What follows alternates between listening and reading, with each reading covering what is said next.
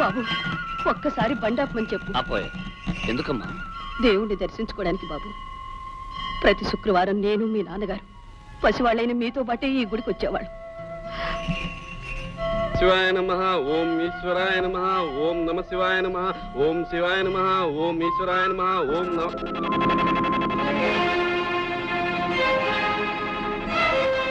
నువ్వు పార్వతమ్మవి కదూ? ఇంకా గుర్తున్నానన్నమాట. అప్పుడే ఎలా మర్చిపోతానమ్మా? పూజారి, నువ్వు మర్చిపోలేనివి, నీకు జ్ఞాపకం ఉన్నవి ఇంకా చాలా ఉన్నాయి. ముత్తైదువులా ఉండవలసిన మా అమ్మ నుదుటి కుంకుమ ఎలా చెరిగిందో, చేతి గాజులు ఎలా విరిగాయో నీ గుర్తుండే ఉంటుంది. పూజారి, ఆ కుంకుమ చెరిగినట్లే కొందరి చరిత్రలు త్వరలోనే చెరిగిపోతాయి. ఆ గాజులు విరిగినట్లే కొందరి అంతస్తులు విరిగి కూలిపోతాయి. అమ్మా, హారతి తీసుకుని త్వరగా వచ్చేసేయండి. అమ్మా, ఎందుకా కన్నీళ్ళు? ఒకప్పుడు ఆవేదన వల్ల కళ్ళల్లో నీళ్ళు వచ్చేవి, ఇప్పుడు ఆనందంతో కన్నీళ్ళు వస్తున్నాయి. పూజారి గారు, ఈ ఆనందం ఎందుకో తెలుసా? నా మాట, నా ప్రతిజ్ఞ నా కొడుకు నెరవేర్చబోతున్నందుకు. పదమ్మా.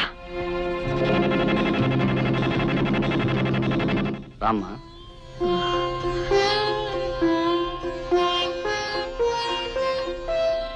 బాబు, మళ్ళీ ఇంట్లో అడుగు పెడతానని కల్లో కూడా అనుకోలేదురా.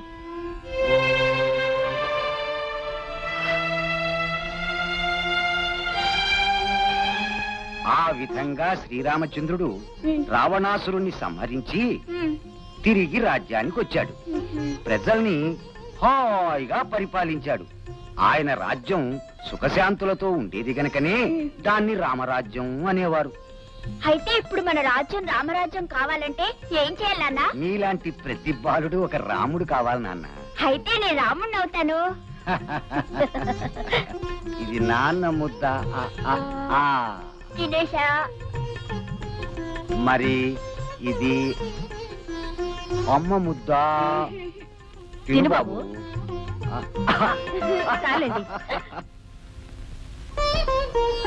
అమ్మా. బాబు, నా ప్రతిజ్ఞ నెరవేరుతున్నందుకు నాకెంతో ఆనందంగా ఉందిరా. విరిగి మాట్లాడకు. పెద్ద పులు లాంటి మనం ఒక ఆడదానికి భయపడి రక్షించమని దేవుణ్ణి ప్రార్థించటం. పార్వతమ్మ ఊళ్ళోకి రావచ్చు, కానీ అది ఊళ్ళో ఉండాలిగా. దాని కొడుకు ప్రతిజ్ఞ చేయొచ్చు, కానీ వాడు బ్రతికి బట్టకట్టాలిగా. 25 ఏళ్ల నిండని ఒక కుర్రాడికి, మొగుళ్ళని ఆడదానికి భయపడి అర్చన చేసి వచ్చావంటే నీ చీటీ చించి నిన్ను నరకానికి పంపించాలి. కీర్తిశేషులు పోషయ్య గారి ధర్మపత్ని పార్వతమ్మ, ఏమిటిలా వచ్చావు? నాగరాజు, ఆ రోజు ఏ డబ్బు కోసం నా భర్తను చంపి నా జీవితాన్ని నాశనం చేశావో ఆ డబ్బు ఇదిగో. నీ బాకీ నేను తీర్చాను, కానీ చెరిగిపోయిన నా పసుపు కుంకుమని ఇప్పుడు నువ్వు నాకు తిరిగి ఇవ్వగలవా? నా భర్తను బ్రతికించగలవా? కేవలం డబ్బు కోసం ఎంతో మంది ప్రాణాలు తీసి ఎన్నో కుటుంబాన్ని ఉసిరిపెట్టిన పాపం నిన్ను ఊరికే పోనివ్వదు. నీ పాపాన్ని నేనే పండించి నా ప్రతిజ్ఞ నెరవేర్చుకుంటాను. పొయ్యూదుకునే ఒక ఆడది ప్రతిజ్ఞ చేయటం, దానికి పులిలాంటి మనిషి తడిసి అమ్మో నన్ను చంపకు అని ప్రార్థిస్తాడనుకున్నావా? ఆ రోజు దగ్గర పడిందనే నిన్ను హెచ్చరించడానికి వచ్చాను నాగరాజు.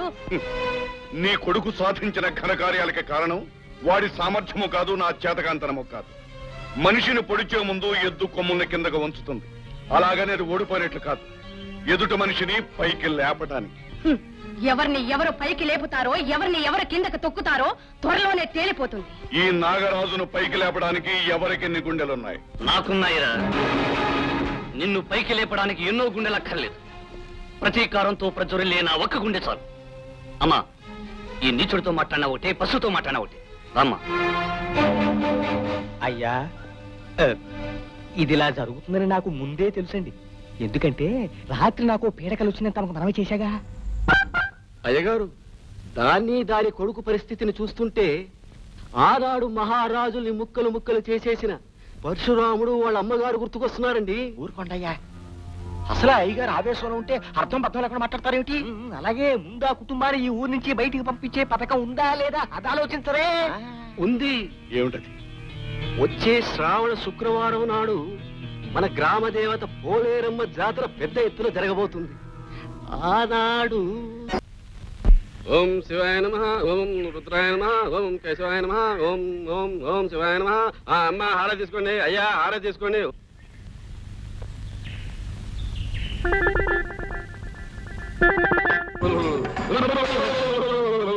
రే ప్రజలారా, నేను మీ గ్రామ దేవతను రా, అంగాళమ్మన్ రా.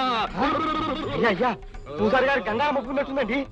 అమ్మా గంగారమ్మ తల్లి, మమ్మల్ని కనికరించు తల్లి. నా గ్రామాన్ని నా ప్రజల్ని కాపాడవలసిన తల్లి. మాపై ఆగ్రహించక తల్లి, మమ్మల్ని అనుగ్రహించు తల్లి. తల్లి గంగారమ్మ తల్లి. పాపాత్ముడు అడుగు పెట్టాడురా. వాడే కాదు, వాడి కుటుంబం కూడా అడుగు పెట్టిందిరా. వెంటనే వాడిని వాడి కుటుంబాన్ని ఊళ్ళో నుండి బయటికి పంపించేయండి, లేకపోతే ఈ ఊరికి మంచి జరగదురా. వద్దు తల్లి వద్దు, నీ మాటకి ఎదురులేదు, నా తిరుగులేదు. నీకు కోపం కలిగించిన వారు ఎవరైనా సరే చెప్పు తల్లి, చీటీ చించేసి నరకానికి పంపించేస్తాను. చివరికి అయ్యగారైనా సరే. హారతి హారతి.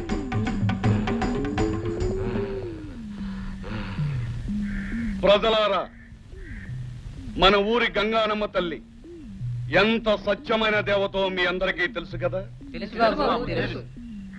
నా ఊపిరితిత్తులు చెడిపోయినా నేను బాధపడను, కానీ నా ప్రజలకు నష్టం వాటిల్లితే మాత్రం నేను భరించలేను. అమ్మవారి ఆగ్రహాన్ని మీరు చూశారు, అమ్మవారి కోరికను కూడా మీరందరూ విన్నారు.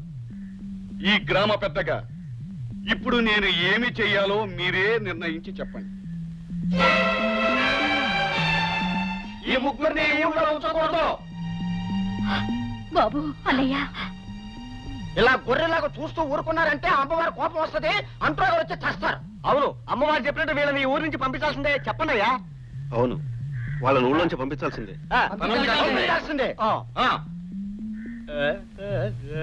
బాబు భరత్, ప్రజాభిప్రాయం విన్నావుగా, ఇక తమరు మన ఊరు కళకళలాడుతూ ఉండటం కోసం, మన ప్రజలు సుఖశాంతులతో ఉండటం కోసం నేనేం చేయడానికైనా సిద్ధమే. అమ్మా చెల్లెమ్మా పదండి. ఏమిటి బాబు నువ్వనేది? అవునమ్మా, తప్పదు. గ్రామదేవత మాట కాదని మనం ఈ ఊర్లో ఉండలేం. వీళ్ళందరి కోసం, ముఖ్యంగా నాగరాజు కోసం మనం ఈ ఊరు వదిలి వెళ్ళిపోవాలి. పదనమ్మా పదండి. బాబు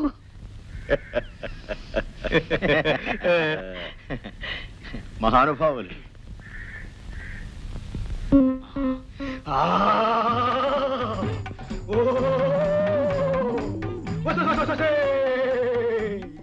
ఒరే మూర్ఖులారా,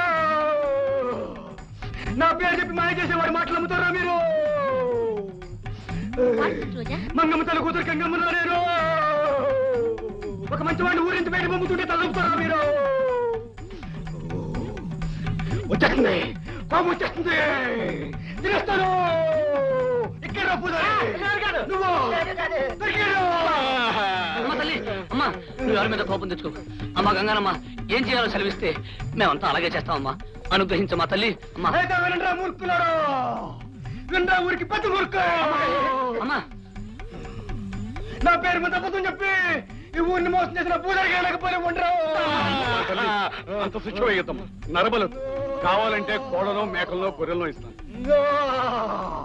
అవేమీ వద్దురా, కనీసం వర్గాలతో ఇవ్వండిరా. శాంతించమ్మా. అమ్మ తల్లి శాంతించమ్మా. ప్రజలారా, ఇంతకు ముందు అమ్మ పేరుతో పూజారి అబద్ధం చెప్పినా నేనందుకు ఒప్పుకున్నాను, వెళ్ళడానికి సిద్ధపడ్డాను. ఇప్పుడు నిజమైన అమ్మ మన గంగానమ్మ చెప్పిన మాటకి ఏం చేయాలో మీరే నిర్ణయించండి. బాబు గారు, మనాడు బాబు గారు, ఇప్పుడు మీరే నన్ను రక్షించాలి. బాబు, కాలు చేయక బదులు ఏదైనా శాంతి జరిపిస్తే. అవును, జరిపించాలి జరిపించాలి. అయ్యా, శాంతి జరిపిస్తామండి. అది నిజమే. ప్రజలారా, ఊరికి పెద్దయిన నాగరాజు మన గంగానమ్మకు శాంతి జరిపిస్తే పూజారి గారిని వదిలేయచ్చు. తప్పకుండా జరిపిస్తాను శాంతి. ఖర్చు ఎంత అవుతుంది? మహా అయితే కాలుకు 5,000, చీకి 5,000. ఏమిటి రూపాయలే? అంతేకాదు, ఊరందరికీ అన్నదానం, పేదవాళ్ళకి వస్త్రదానం జరిపితేనే మన గంగానమ్మ శాంతిస్తుంది. అందుకు ఒప్పుకుంటారా నాగరాజు గారు? ఒప్పుకోండి బాబు గారు, ఒప్పుకోండి, ఒప్పుకోండి బాబు. దానికేముంది? నేను ఖర్చు పెట్టేది పరాయి వాళ్ళ కాదుగా, నా గ్రామవాసులైన నా ప్రజలకేగా. అలాగే అలాగే ఖర్చు పెడతాను.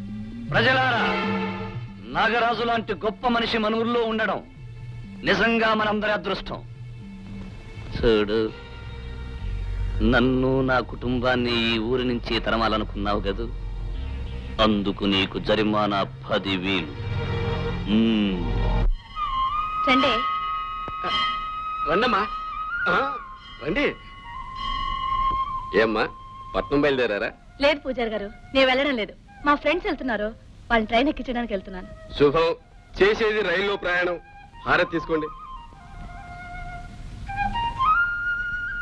తీసుకోండి. ఏమిటి పూజారి గారి అన్యాయం? గంట నుంచి నిలబడి మమ్మల్ని వదిలేసి ఇప్పుడు వచ్చిన ఆవిడికి హారతిస్తున్నారే? ఎవరెవరు ఎప్పుడొచ్చారనేది కాదు ప్రశ్న, ఎంతటి గొప్పవారు ఎప్పుడొచ్చారనేదే ప్రశ్న. పైగా ఈవిడ ఎవరనుకున్నారు? మన కామందు గారి కూతురు. కామంది గారి కూతురైతే నెత్తిన కొమ్ములు వచ్చాయా? పూజారి గారు, బిచ్చగాళ్ళైనా లక్షాధికారులైనా దేవుడి దృష్టిలో అందరూ ఒకటే. పూజారి గారు, ఎవరి అమ్మాయి చాలా ఎక్కువగా మాట్లాడుతోంది? ఇంకెవరు? ఆ భరత్గాడు అనేవాడు లేడు, వాడి చెల్లెలు. ఓహో, ఆ రౌడీ గాడి చెల్లెలా? అందుకనే అంత పొగరగా మాట్లాడుతోంది. మా అన్నయ్య రౌడీ కాదు, మీ నాన్న రౌడీ, మీ అన్నయ్య rowdy. You shut up. What nonsense you are talking? Nonsense లేదు, గోన్సెన్స్ లేదు, పోవే. పూజారి గారు, శివ శివ, అమ్మా మీరు వెళ్ళండి, వీళ్ళ సంగతి నేను చూసుకుంటాను. Mannerless brute. చిచి, ఇదిగో ఎక్కువగా మాట్లాడితే పళ్ళు. అమ్మా, ఎందుకు వచ్చిన గొడవ? హారతి తీసుకోండి. పూజారి గారు, ఈ గొడవంతా ఎందుకు వచ్చిందో తెలుసా? గుళ్ళోకి వచ్చిన వాళ్ళందరినీ సమానంగా చూడాలనే జ్ఞానం మీకు లేనందువల్ల. పంతులమ్మ. Now you shut up. Shut up అందా పంతులమ్మ నిన్ను? అవునయ్య. ఏంటి? ఏమిటా నన్నే నోర్మేయమంటున్నావు? కాదా, నా షటప్ అంటే నోరు ముయ్యి అని అర్థం. ఓహో, ఆ పంతులమ్మ ఈ పూజారిని నోరు మూసుకో అంది. ఒక ఆడదంత మాట ఉందంటే నేనైతే గోడకి చచ్చుండే. ఈయనకు అర్థం కాక బతుకున్నాడయ్యా, మధ్య నీకెందుకయ్యా? అయ్యా, ఆ పంతులమ్మ షటప్ అని నన్నంది, ఆ భరతగాడి చెల్లెలు అమ్మాయి గారినంది. అమ్మాయి గారినందంటే అయ్య గారినందన్నమాట. అయ్య గారిని అంటే మనల్ని అందరిని అన్నట్టేగా. మీ ఇద్దరు చెరువు షటప్. అసలు ఆ భరతగాడి చెల్లెలకి అంత ధైర్యం రావడానికి కారణం ఆ పంతులమ్మ. చచ్చిన దాని బాబులాగా దీనికి కూడా న్యాయం ధర్మం అనే 2 పిచ్చి కొతలొచ్చు. ముందు ఆ పంతులమ్మకి పాఠం చెప్పాలి. నానా, ఆ విషయం నాకు తెలియ, మీరెవరూ జోక్యం కలిగి తీసుకోక్కర్లేదు. అలాంటి మనిషికి ఇలాంటప్పుడు ఎలాంటి పాఠం చెప్పాలో నాకు బాగా తెలుసు.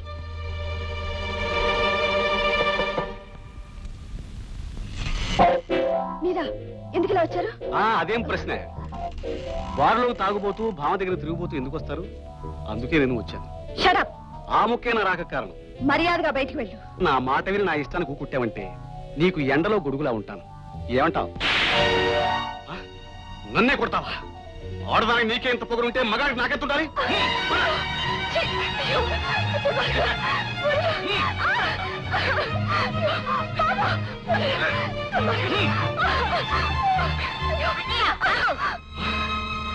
నువ్వా మంచకం జీవిస్తున్నావా? చూడమ్మా, ఇక్కడ ఉండకూడదు, బయటికి వెళ్ళు. నేను వెళ్ళను. మా టీచర్ ఏమైనా అంటే నేను ఊరుకోను. ఏడ్చావు? ఏం చేస్తారా? ఏం చేస్తానా?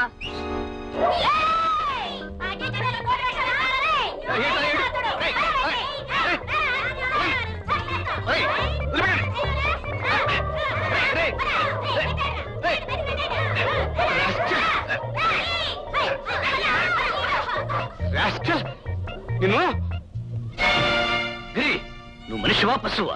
నువ్వెందుకు వచ్చావు అక్కడికి? ఎక్కడ అన్యాయం అక్రమం జరుగుతుందో అక్కడే ఈ భరత్ ఉంటాడు.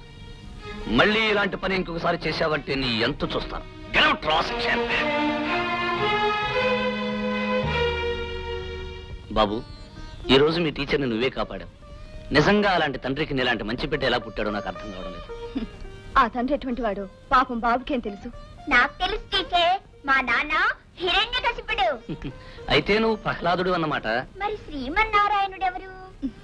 ఇదిగో ఈ భరత్ బాబే శ్రీమన్నారాయణుడు. చూడమ్మా శారద, నువ్వు నన్ను దేవుడుగాను శ్రీరామచంద్రుడుగాను అనుకోవద్దు. ఓ అన్నయ్యగా అభిమానిస్తే నాకు అంతే చాలు. నాకు తులసంతో నువ్వు అంతే. అన్నయ్య, చెల్లెమ్మా,